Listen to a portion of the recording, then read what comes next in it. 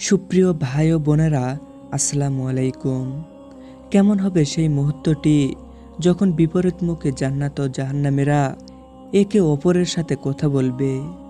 আল্লাহ তাআলা উভয়ের মাঝে খানিক সময়ের জন্য এই বিশেষ ব্যবস্থাটি করে দিবেন। তাদের মাঝে কী কথা হবে?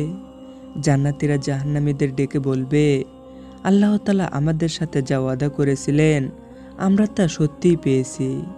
তোমাদের সাথে যা প্রতিশ্রুতি করেছিলেন তোমরা কি তা পেয়েছো? জাহান্নামীরা উত্তরে বলবে, হ্যাঁ, আমরাও তা সঠিকভাবেই পেয়েছি। জাহান্নামীরা এ কথা বলার সাথে সাথেই একজন ঘোষণাকারী ফেরেশতা বলবে, জালেমদের উপর আল্লাহর লানত। এই জালেম লোকগুলো মানুষকে আল্লাহর পথে চলতে নানানভাবে বাধা দিত এবং কোথায় কোথায় ভুল খুঁজতে মরে হয়ে থাকতো। তাদের যন্ত্রণায় কথা বলাই মুশকিল হয়ে যেত, আর পরকাল বলতে কিছু নেই এসব কথাবার্তা বলে বেড়াতো। আসলে এই লোকগুলি দুনিয়াতে একজন আরেকজনের বন্ধু ছিল, খুব কাছের পরিচিত ছিল। একজন আল্লাহ তার রাসূলের উপর বিশ্বাসী হলেও অন্যজন ছিল অবিশ্বাসী। অবিশ্বাসী বন্ধুটি বারবার বিভিন্ন যুক্তি দেখে বোঝানোর চেষ্টা করত নবী রাসূলের কথা এবং পরকাল সম্পর্কে আল্লাহ আমাদের যে ওয়াদা করেছেন এসবের কোনো ভিত্তি নেই, পরকাল বলতে কিছু নেই, এসব শুধু অলৌকিক গল্প কথা। এবং এ ব্যাপারে বিভিন্ন যুক্তিও তারা তুলে ধরত।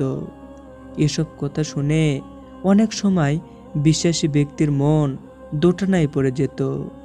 মনে প্রশ্ন জাগত, আসলেই কি আল্লাহ বলতে কিছু নেই? কিন্তু বিশ্বাসী ব্যক্তি কিছুতেই মনের সাথে হিসাব মিলাতে পারত না।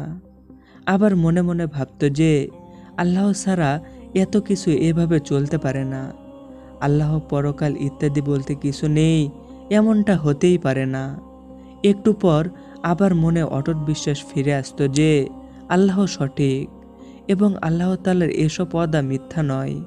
অর্থাৎ আল্লাহ তাআলার দয়ায় সে আবার সঠিক বিশ্বাসে ফিরে আসত। সে কথা মনে করে বিশ্বাসীরা সেদিন জাহান্নামীদেরকে দেখে বলবে, ইস, আরেকটু হলেই তো তুমি আমাকে পথভ্রষ্ট করে দিতে।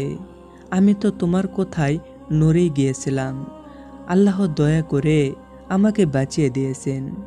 কথাবার্তার এক পর্যায়ে জাহান্নামীরা জান্নাতীদের কাছে সামান্য খাবার ও পানি চাইবে তৃষ্ণা নিবারণ করার জন্য।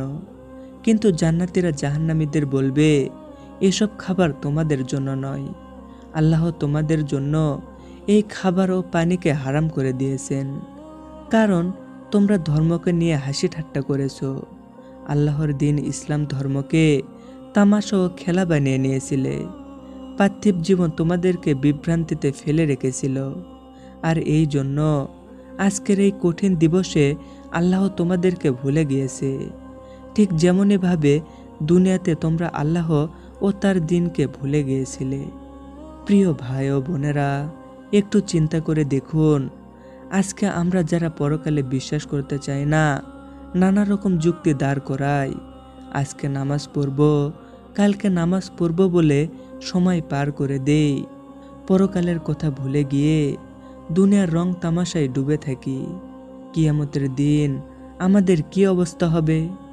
যখন দেখব আমাদের সাথে চলে ব্যক্তিরাই জান্নাতে আর আমরা জাহান্নামে। তাই এখনো সময় আছে, আল্লাহর পথে ফিরে আসুন। মহান আল্লাহ আমাদের সবাইকে সঠিক বুঝ দান করুন, আমিন। সুপ্রিয় দর্শক, পরিশেষে আপনাদের কাছে একটি অনুরোধ, অবশ্যই ভিডিওটি শেয়ার করে অন্যকে দেখার সুযোগ করে দিবেন। হতে পারে আপনার শেয়ারের জন্য অন্য কারো ভুল ভেঙে যেতে পারে। সবাই ভালো থাকবেন। আল্লাহ হাফেজ।